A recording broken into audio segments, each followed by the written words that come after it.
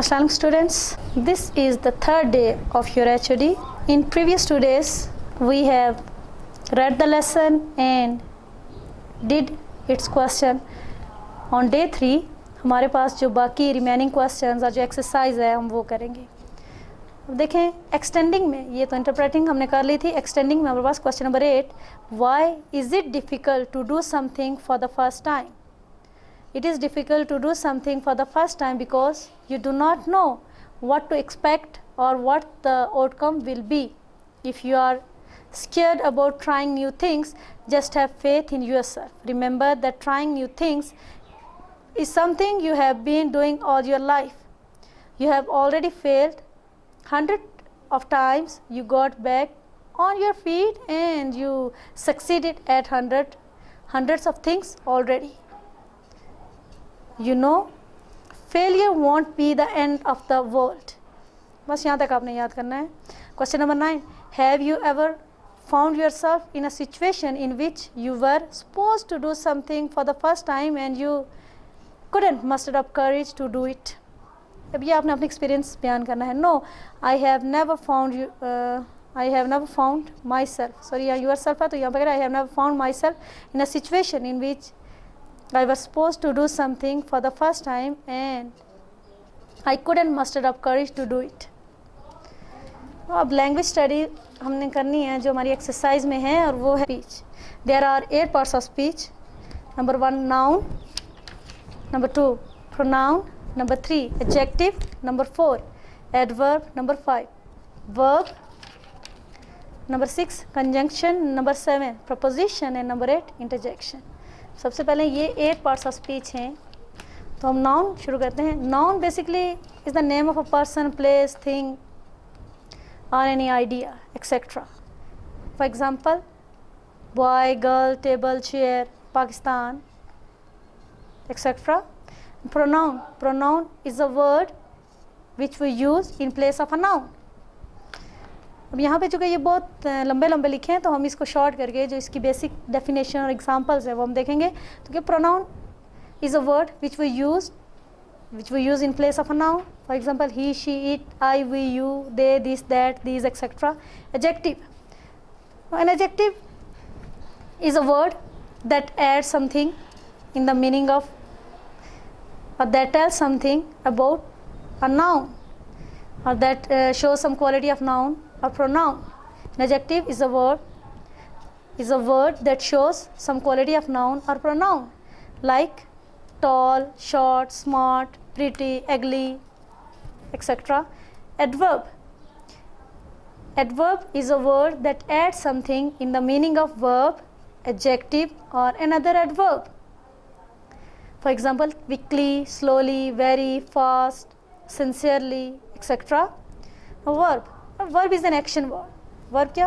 काम को कहते हैं verb. Verb is an action word. It shows some action in a sentence like read, write, come, go, etc. Conjunction. Conjunctions are joining words. Conjunction कहते हैं joining words होते हैं. जोड़ दो phrases को. It joins phrases, clauses, sentences, etc. like but, and, yet, because, for, so, etc.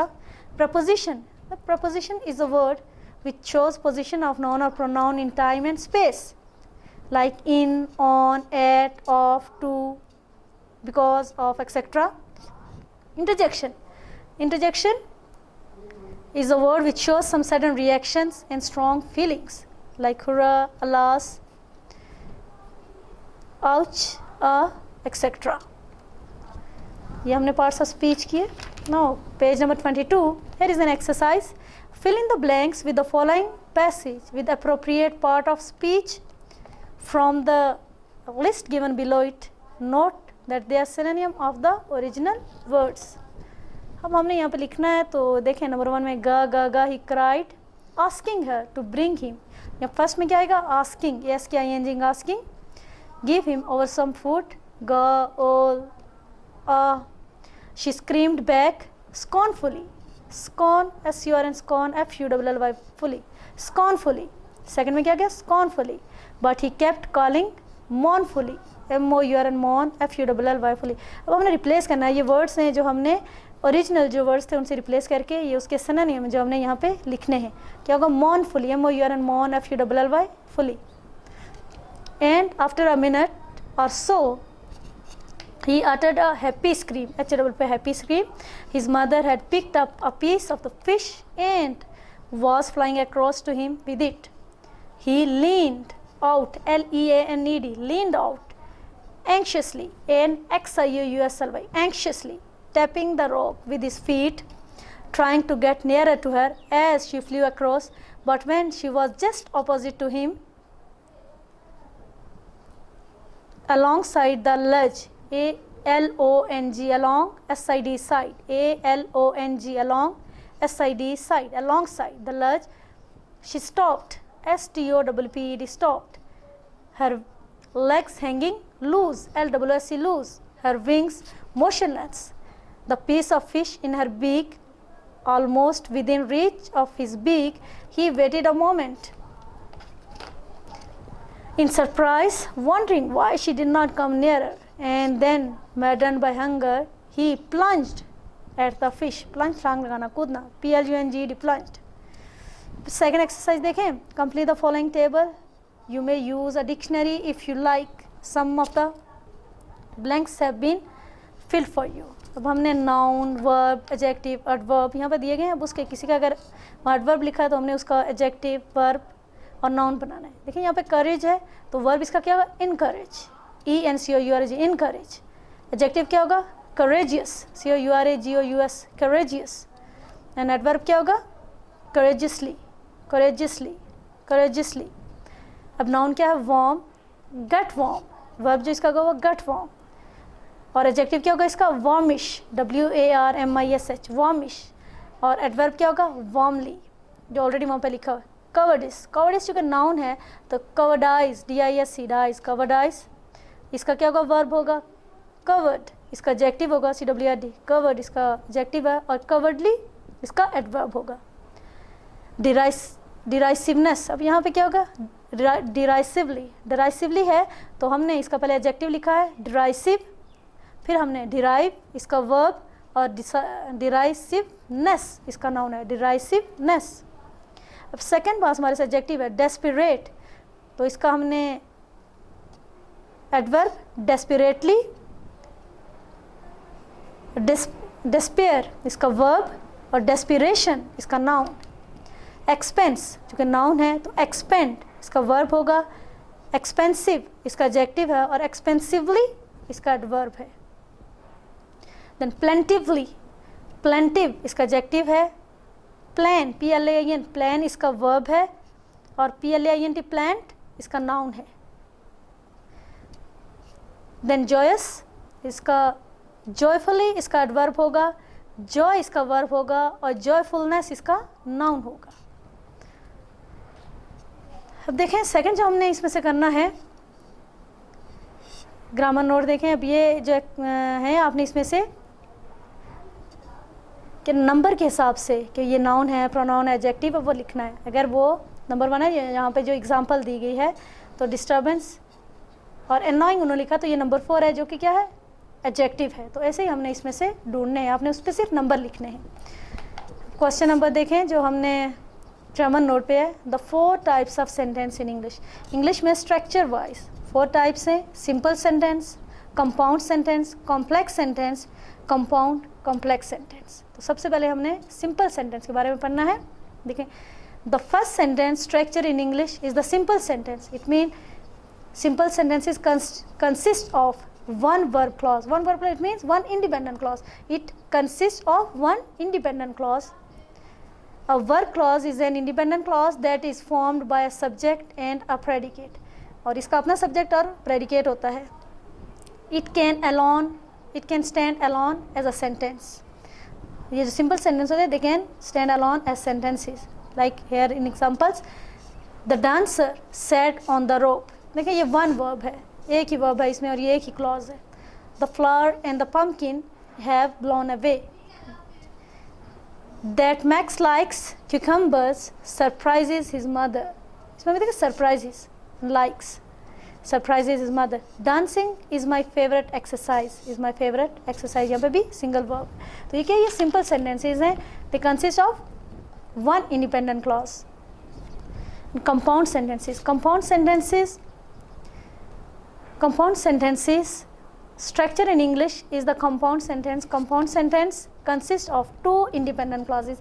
Compound sentences में क्या होते हैं, two independent clauses होती है, two verb clauses होती हैं, they are joined by coordinating conjunctions और correlative conjunctions। और इन्हें, इन दो independent clauses को coordinating conjunction या फिर correlating conjunctions जोड़ती हैं आपस में। जैसे he is honest, sorry he is poor yet he is honest। अब देखिए he is honest, ये भी इंडिपेंडेंट क्लॉज है, एंड he is poor, ये भी इंडिपेंडेंट क्लॉज है, और इन दोनों को आपस को किसने जोड़ा, yet। और yet क्या है, कोऑर्डिनेटिंग कंजंक्शन। कोऑर्डिनेटिंग कंजंक्शंस होती हैं and, but, yet, so, for, etcetera.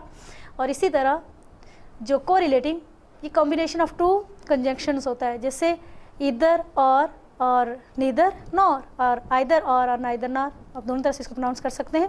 Example देख लें इसकी, Jack Spratt did not eat fat and his wife would not eat lean. देखिए his wife would not eat lean, ये एक इंडिपेंडेंट क्लॉज है, और Jack Spratt did not eat fat, ये भी क्या, एक इंडिपेंडेंट क्लॉज है। इन दो इंडिपेंडेंट क्लॉजेस को एंड कोऑर्डिनेटिंग कंजंक्शन ने ज्वाइन किया, तो ये compound sentence. Number 2, the storm destroyed our squash so we ate eggplant instead, we ate eggplant instead। so क्या है, coordinating conjunction है, तो इसने क्या, ये दो independent clauses को आपस में जोड़ा है। both the shed fell down and the garage blew up, ये भी क्या है, and ये two independent, the garage blew up and both the shed fell down, ये दोनों independent clauses और and coordinating conjunction है, तो ये क्या, compound sentence है। Either you need to study harder or you need to drop the class।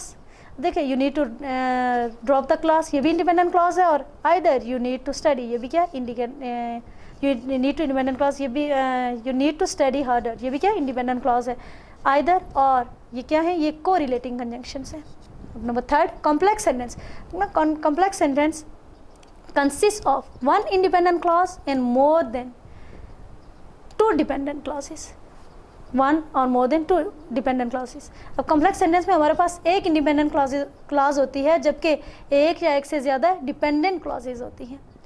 The third sentence structure in English is the complex sentence. Complex sentences consist of one verb clause and one or more adverb clauses. Adverb clauses mean dependent clauses. देखिए इसकी example, because of the rain, ये क्या, ये dependent clause है। और ये the museum cancel the picnic, the museum cancel the picnic, ये क्या है, ये इंडिपेंडेंट क्लॉज है। अब ये हमेशा याद रखिए, कॉम्प्लेक्स सेंटेंसेस जो होते हैं इन्हें सबऑर्डिनेटिंग कंजंक्शन जो होती हैं, जैसे बिकॉज, ऑल्दो, दो, एक्सेट्रा, ये इनको आपस में जोड़ती हैं। वर्ब एंड एडवर्ब क्लॉज देखें, I will join you for lunch after I wash my hands, after I wash my hands, ये क्या है, ये डिपेंडेंट क्लॉज है, जबकि फर्स्ट जो है वो इंडिपेंडेंट क्लॉज है।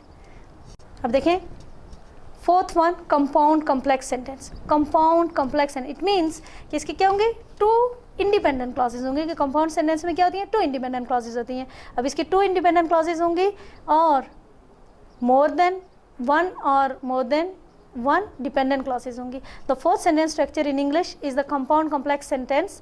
Compound complex sentences consist of two or more independent clause, ये वर्ब क्लॉजेज होती है, इंडिपेंडेंट क्लॉजेज होती है, and one or more adverb clauses, it means ये one or more dependent clauses होती हैं। अब कंपाउंड कॉम्प्लेक्स सेंटेंस में टू इंडिपेंडेंट क्लॉजेज होती हैं, कि कंपाउंड का मतलब ही, कंपाउंड का क्या, two independent clauses, whereas one or more than one dependent clauses होती हैं, जिन्हें एडवर्ब क्लॉजेज भी कहा जाता है। इसकी एग्जांपल देखें, he went to the market because he needed more milk, ये क्या, ये डिपेंडेंट क्लॉज है, and then he made pudding, ये क्या है, ये इंडिपेंडेंट क्लॉज है। ये टू इंडिपेंडेंट क्लॉजेज हैं और ये डिपेंडेंट क्लॉज है। वर्ब क्लॉज कंजंक्शन और वर्ब क्लॉज देखें इसका, unless the coffee is hot, unless क्या है, ये एडवर्ब क्लॉज है। I will not drink it, ये इंडिपेंडेंट क्लॉज है। So please put on a fresh pot, ये क्या है, ये भी इंडिपेंडेंट क्लॉज है। अब एक्सरसाइज है, हमने इसमें यहाँ पे सेंटेंसेज हैं, तो आपने इनको आइडेंटिफाई करना है ये कौन सा काइंड है सेंटेंस की। Identify simple, compound and complex sentences amongst the following sentences from the reading lesson. The young seagull was alone on his ledge. ये simple, देखना इसमें एक ही verb है तो ये क्या होगा, ये simple. His two brothers and his sister had already flown away the day before. अब ये भी देखें तो ये क्या है, एक ही verb है इसमें. His two brothers and two sisters. His two brothers and his two sisters had already flown. ये क्या, एक ही इसमें verb है तो it means ये simple sentence है. He had been afraid to fly with them. ये फिर देखें ये भी एक ही simple sentence है. Somehow when he had taken a little run forward to the brink of the ledge and attempted to flap his wings, he became afraid.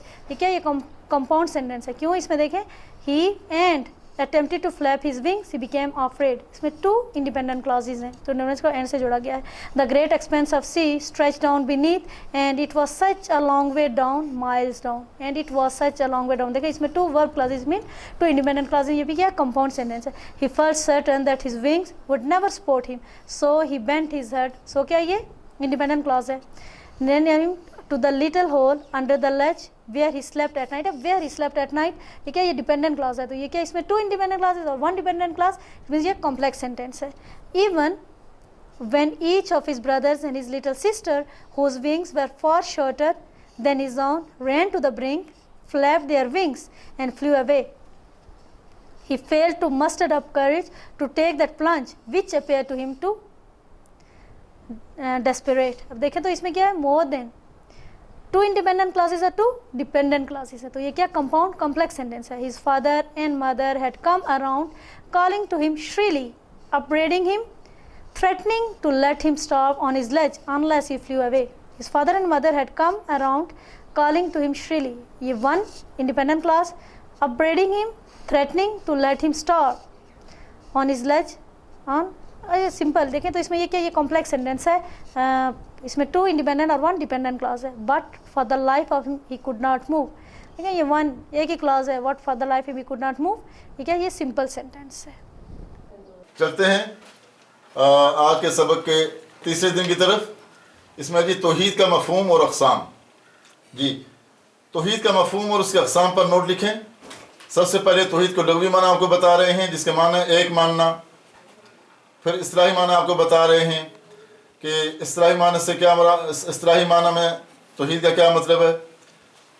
इस्तिलाह में अल्लाह ताला जो सबसे बरतर और आला और सारी कायनात की खालिक और मालिक हस्ती है कि वाहिद व यकता होने पर ईमान लाना और सिर्फ उसी की इबादत का हक़दार तस्लीम करना अक़ीदा तौहीद कहलाता है. अक़ीदा की अपना तौहीद की अक़साम. अक़ीदा तौहीद की अक़साम: नंबर 1 तौहीद फ़ी ज़ात, नंबर 2 तौहीद फ़ी सिफ़ात, नंबर 3 तौहीद फ़िल अफ़आल, नंबर 4 इसकी कुछ ज़ेली अक़साम बताई हैं वो आपको बताई जाएंगी. तो देखें, नंबर 1 तौहीद फ़ी ज़ात. अल्लाह ताला को उसकी ज़ात में एक मानना तौहीद फ़ी ज़ात कहलाता है. अल्लाह का फरमान है क़ुल हुवल्लाहु अहद. तर्जुमा मोहम्मद कह दीजिए कि वो अल्लाह एक है. सुब्हानहु हुवल्लाहुल वाहिदुल क़हार. तर्जुमा उसकी ज़ात पाक है, वो तन्हा अल्लाह ही है जो क़हार है. नंबर 2 तौहीद फ़ी सिफ़ात. अल्लाह ताला को उसकी सिफ़ात में ऐसा एक मानना है कि जिस तरह अल्लाह ताला की सिफ़ात हैं ऐसी किसी और में नहीं. अल्लाह ताला को क़दीम, गैर मुतनाही यानी जिसकी कोई इंतहा नहीं है, गैर मुतनाही जिसकी कोई इंतहा नहीं है यानी ना ख़त्म होने वाली ज़ात. और अबदी मानना, अबदी का मतलब है हमेशा के लिए रब मानना ज़रूरी है. इसी तरह रहमान, रहीम, सत्तार, गफ़्फ़ार, क़दीर, खालिक, अलीम, समीअ, बसीर, खबीर वगैरह अल्लाह रब्बुल इज़्ज़त की सिफ़ात हैं. इरशाद रब्बानी है लैसा कमिस्लिही शै, वो हर किस्म की मिसाल से बालातर है. नंबर 3 तौहीद फ़िल अफ़आल. अल्लाह ताला को उसके तमाम अफ़आल में, अफ़आल फ़िल की जमा है, उसके तमाम कामों में वहदहु ला शरीक तस्लीम करना तौहीद फ़िल अफ़आल कहलाता है. तमाम अफ़आल के बजावरी में उसका कोई मददगार हरगिज़ नहीं. वो पूरी कायनात में अपनी मर्ज़ी से तसर्रुफ़ करता है यानी हुक्म चलाता है. इन्नल्लाह यफ़अलु मा युरीद. अल्लाह ताला वही करता है जो खुद वो चाहता है. और चौथी किस्म है तौहीद फ़िल इबादत. अल्लाह ताला को उसकी इबादत में एक मानना तौहीद फ़िल इबादत कहलाता है. इस्लाम में अल्लाह ताला के अलावा किसी की इबादत जायज़ नहीं है.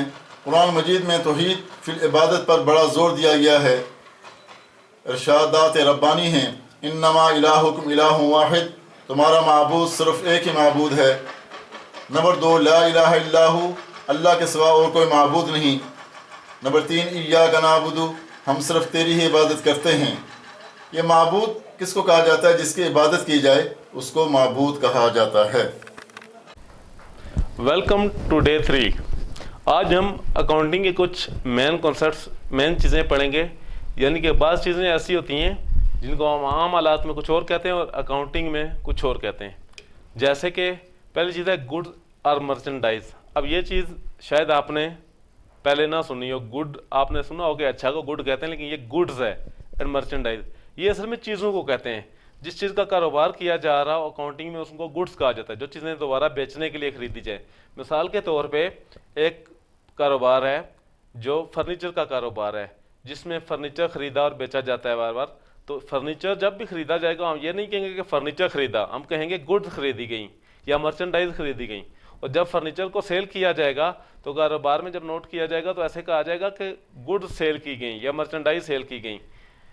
इसी तरह इसके बरक्स अगर एक कारोबार है जो मोबाइल्स वगैरह की सेल एंड परचेज करता है, तो जब भी मोबाइल्स खरीदेगा तो मोबाइल की खरीद को हम लिखेंगे गुड्स खरीदी गई या मर्चेंडाइज।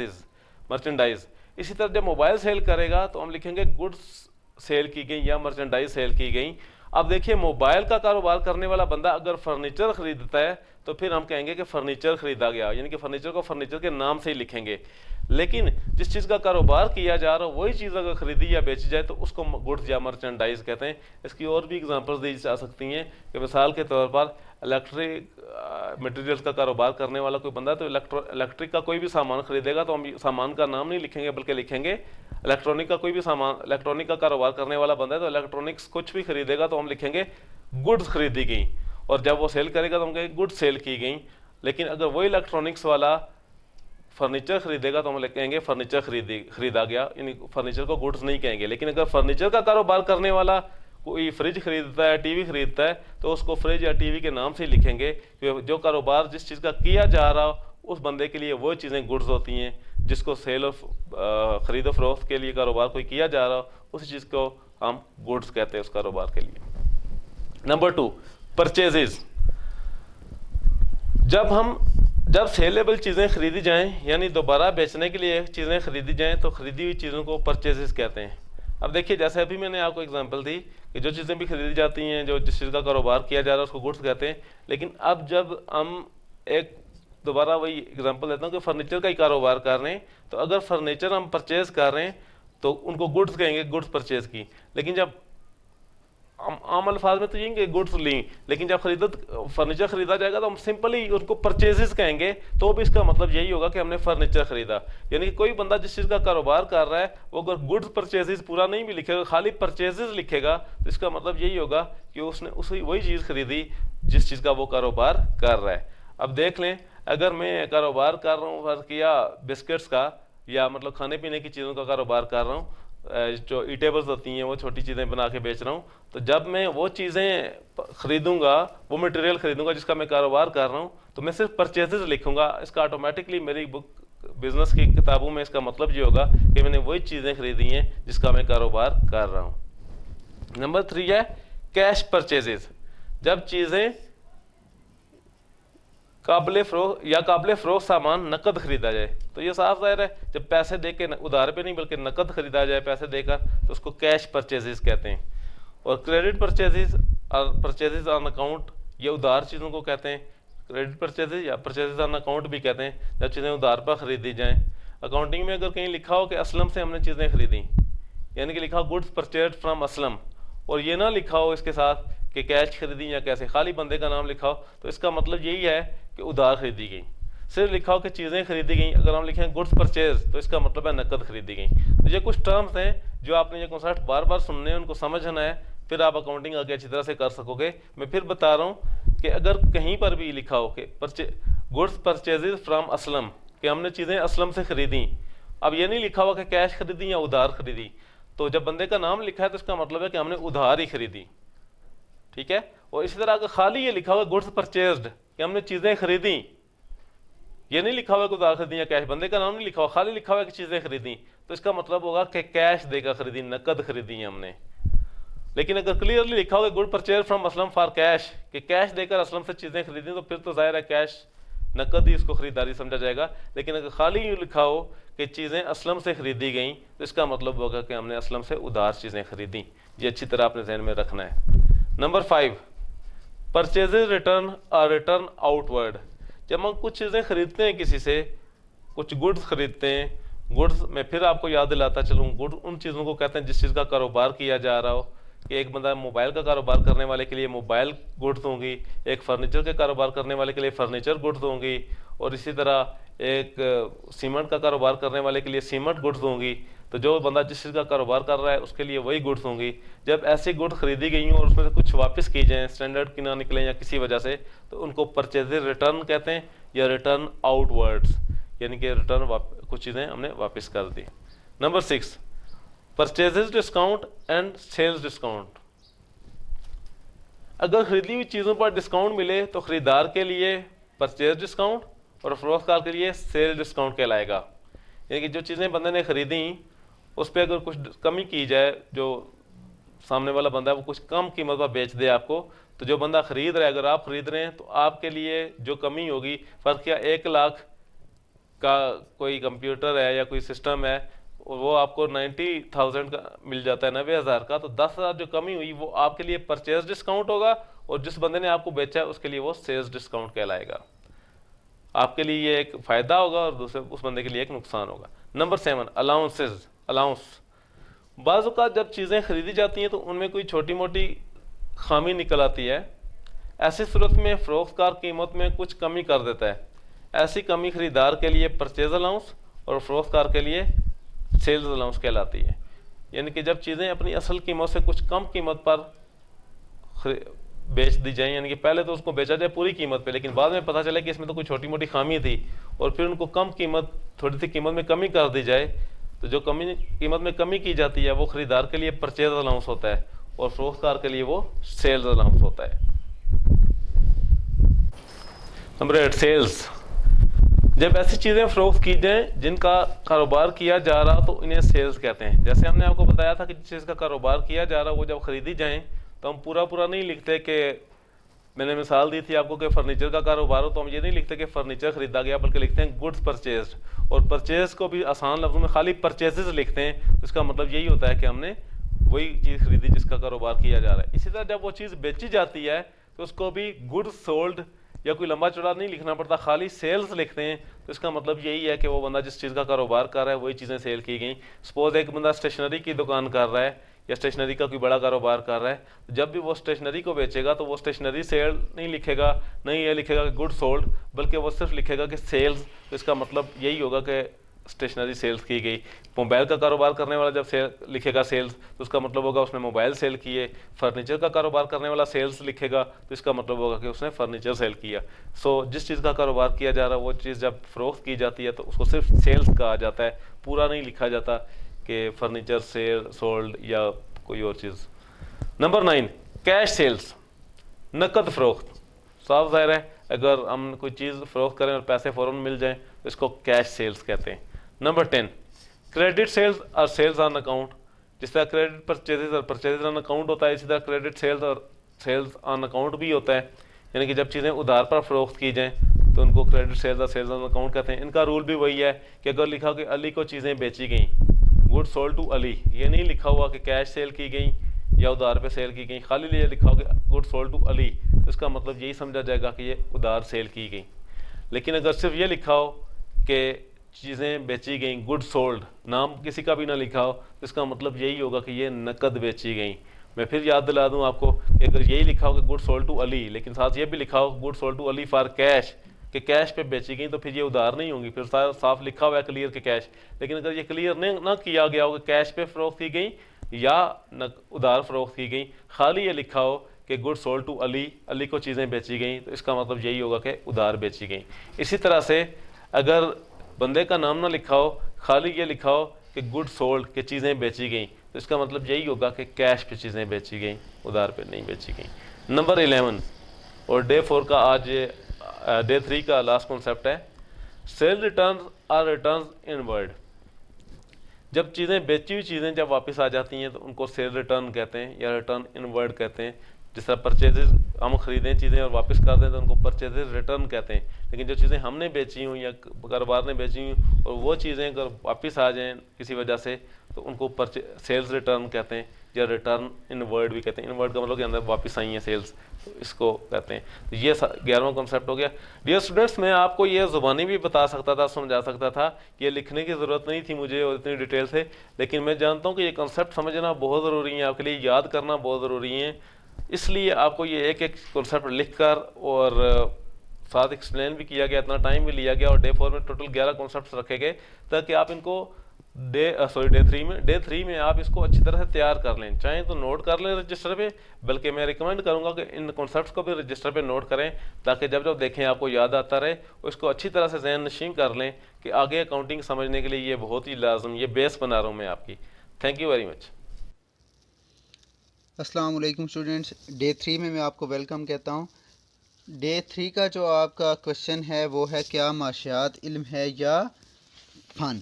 तो ये क्वेश्चन आपने इसी तरह लिख लेना है और जो जो मैं आपको पढ़ाऊँगा वो इसके आंसर में लिख के आपने इसे याद कर लेना है। ये टॉपिक आपको मिलेगा पेज नंबर 21 पे। तो इसे हम पढ़ना शुरू करते हैं कि अगर हम इस सवाल को जवाब देना चाहें तो हमें पहले पता होना चाहिए कि इल्म क्या होता है और फ़न क्या होता है। इल्म के बारे में पढ़ते हैं कि इल्म कायनात के किसी ख़ास शोबे से मुतल्लिक़ हक़ाइक़ का मजमूआ होता है जिसे तहक़ीक़ व तजर्बा की रोशनी में इंतहाई गैर जानबदाराना मुताले के बाद मरतब किया गया हो। यानी कि इल्म कहते हैं हम किसी कायनात की किसी एक हकीकत के बारे में, जितने भी एक शोबे के बारे में जो भी हक़ाइक़ हैं, जब हम तजर्बा करते हैं और बिल्कुल एन तजर्बे के मुताबिक उसमें अपनी तरफ से कोई चीज़ ना ऐड करते हैं ना लेस करते हैं, हम उसको उससे जो का तो बयान कर देते हैं, तो उसे कहते हैं हम ये इल्म है।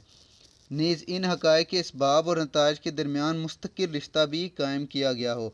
यानी कि साइंस में या इल्म में जो चीज़ एक दफ़ा तजर्बा करके मुशाहिदा करके बता दी जाती है, अब उनमें कोई तब्दीली नहीं आती। जैसा कि अगर कायनात के एक निज़ाम की एग्जांपल दूं कि रात के बाद दिन आता है, उसके अलावा हर एक्शन का एक रिएक्शन है।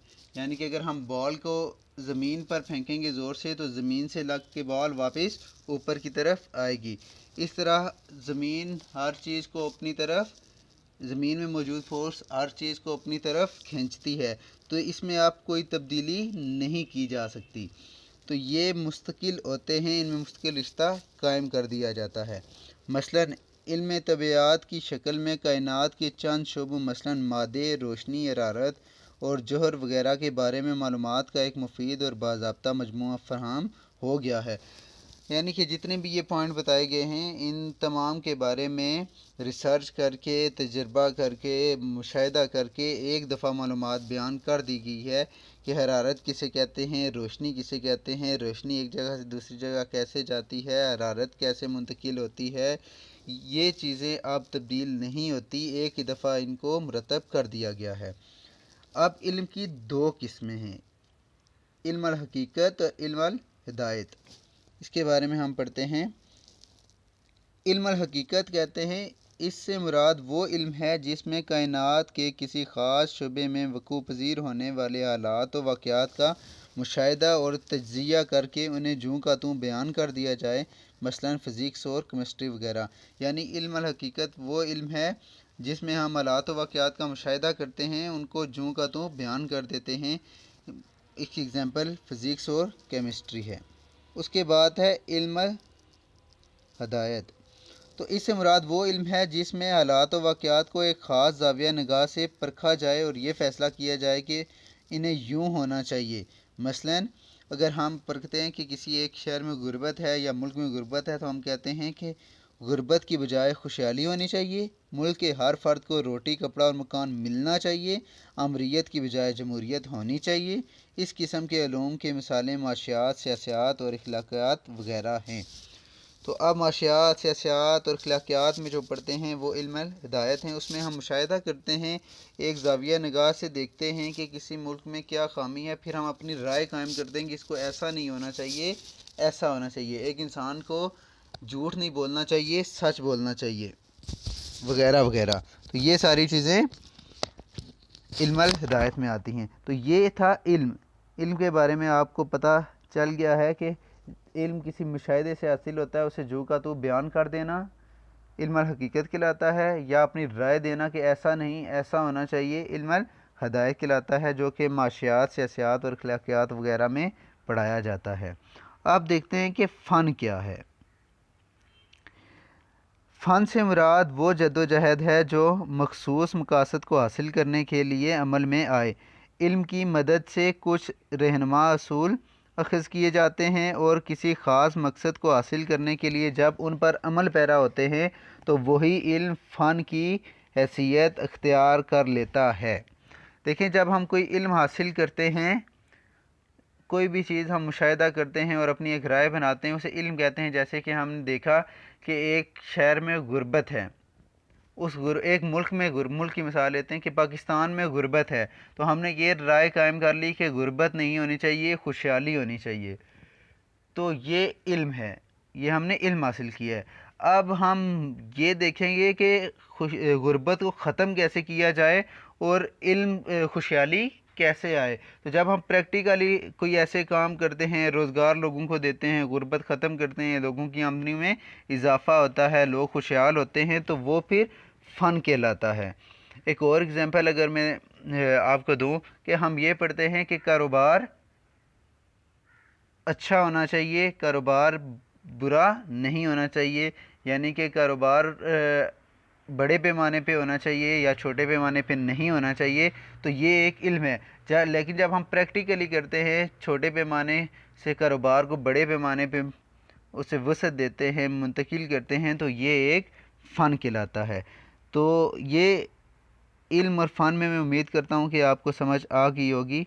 शॉर्ट लाइन में हम कहें तो इल्म वो है जो कि हक़ाइक़ और मुशाहिदात से हासिल किया जाए और उसमें कोई तब्दीली ना की जा सके, या अपनी राय बना ली जाए, यूँ नहीं होना चाहिए, यूँ होना चाहिए।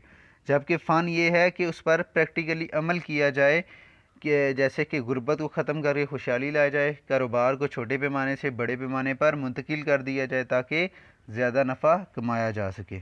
तो ये है फ़न। उन हेडिंग्स को जब आप डिफ़ाइन कर लेंगे तो आप लास्ट हेडिंग देंगे कि माशियात एक इल्म और फ़न। अब हम देखेंगे कि माशियात इल्म है या फ़न है। तो वो पढ़ते हैं कि माशियात इल्म अल हकीकत भी है और इल्म अल हिदायत भी है। ये इल्म अल हकीकत की हैसियत से मुख्तलिफ़ माशी मसाइल पर रोशनी डालकर हक़ाइक़ को उनके असल रंग में पेश करता है। मसलन पाकिस्तान में बहुत से माशी मसाइल से दो चार है, जैसे अफरात आबादी, यानी आबादी बहुत ज़्यादा हो गई है, ज़राअत की पसमानदगी, जो हमारा शोबा ज़राअत है वो बहुत पसमानदा है, सनत की पसमानदगी, जो हमारे सनत का शोबा है, इंडस्ट्रियल सेक्टर, वो उसमें तरक्की नहीं हो रही, वो बहुत पसमानदगी उसमें बहुत पसमानदगी है, वगैरह। तो देखें, अगर महज इन मसाइल की वजूहात बयान कर दी जाएँ तो माशियात इल्म अल हकीकत के ज़ुमरे में आ जाती है। यानी कि अगर हम ये देखें कि हमारे मुल्क में सनती पसमानदगी क्यों है, ज़राअत की पसमानदगी क्यों है, आबादी क्यों बढ़ रही है, इनकी वजूहात अगर बयान कर दी जाए तो ये हमारा इल्म अल हकीकत होगा, क्योंकि हमने मुशाहिदे में देखा कि इन वजह से ये प्रॉब्लम्स आ रही हैं। आगे बढ़ते हैं कि मसलन ज़राअत की पसमानदगी के इसबाब: किसान का अनपढ़ होना, कदीम तरीक़ा काश्तकारी को अपनाना, घटिया किस्म के बीज इस्तेमाल करना, खादों का इस्तेमाल ना करना, आबाशी के निज़ाम का नाक़िस होना वगैरह। ये कुछ मसाइल हैं जिसकी वजह से ज़राअत की पसमानदगी है। अगर हम इसको यहाँ पे ही लिख के छोड़ दें, बयान कर दें, तो आप कहीं भी चले जाएं दुनिया में, अगर कोई ज़राअत की पसमानदगी हो तो इन्हीं वजूहात की वजह से होगी। हो सकता है कोई एक वजह किसान अनपढ़ ना हो, लेकिन बाकी वजूहात यही हों। तो इस तरह ये इल्म अल हकीकत कहलाएगा। आगे बढ़ते हैं। अगर मसले के हल के लिए तरीके बयान किए जाएँ तो मुताला इल्म अल हिदायत के ज़ुमरे में आ जाता है। माशियात में ना सिर्फ मसाइल और उसकी वजूहात ही बयान की जाती हैं बल्कि उसका हल भी बताया जाता है। मसलन ज़राअत की पसमानदगी को दूर करने की तजावीज़ भी दी जाती हैं। देखें, अगर हम एक्सप्लेन करके छोड़ दें कि ये वजूहात हैं तो वो इल्मुल हिदायत है। अगर हम बता दें कि ये जो तजावीज़ हैं, किसान को पढ़ा लिखा होना चाहिए, काश्तकारी के तरीके को बेहतर बनाना चाहिए, बीज अच्छा इस्तेमाल करना चाहिए, खादों का इस्तेमाल ज़्यादा से ज़्यादा करना चाहिए, आपाशी के निज़ाम को नाकिस नहीं बल्कि बेहतर होना चाहिए, ये हम तजावीज़ दे रहे हैं, तो ये होगा इल्मुल हिदायत में। जैसा कि हम पहले पढ़ चुके हैं कि इल्मुल हिदायत में हम अपनी राय भी देते हैं कि किसको कैसे बेहतर किया जा सकता है। तो आप देखें, यहाँ तक जो हमने पढ़ा है इससे तो हमें ये पता चल रहा है कि माशियात एक इल्म है, इल्मुल हकीकत भी है, इल्मुल हिदायत भी है। आगे पढ़ते हैं। जैसे किसान को तालीम दी जाए, जदीद तरीका काश्तकारी अपनाया जाए, ये हम दे रहे हैं तजावीज़। अपनाया जाए, बेहतर किस्म के बीज इस्तेमाल किए जाएँ, खादें इस्तेमाल की जाएँ, आपाशी के निज़ाम को बेहतर किया जाए, तो हमारा मुताला इल्मुल हिदायत के ज़ुमरे में आ जाता है, जैसे मैंने आपको ऑलरेडी बता दिया है। यानी माशियात इल्मुल हिदायत भी है, और जब ज़रई पसमानदगी को दूर करने के लिए मज़कूरा तजावीज़ पर अमल किया जाए तो माशियात फ़न की हैसियत इख्तियार कर जाएगा। बहुत इंपॉर्टेंट लाइन है कि जब हम पढ़ेंगे और उसकी हम तजावीज़ देंगे कि हम इस तरह ज़राअत की जो पसमानदगी है उसको दूर किया जा सकता है अच्छे बीज इस्तेमाल करके, किसान को तालीम देकर, उसके अलावा खादें वगैरह इस्तेमाल करके वगैरह वगैरह। जब तक हम इसे सिर्फ तजावीज़ देंगे तो ये इल्म है, लेकिन जब इस तजावीज़ पर अमल करेंगे तो फ़न है। अमल करने का नाम फ़न है। गोया हमें इससे पता चला है कि जब भी हम किसी चीज़ पर अमल करते हैं प्रैक्टिकली तो वो एक फ़न कहलाता है। तो इस तरह हम कह सकते हैं कि माशियात एक इल्म भी है और फ़न भी है।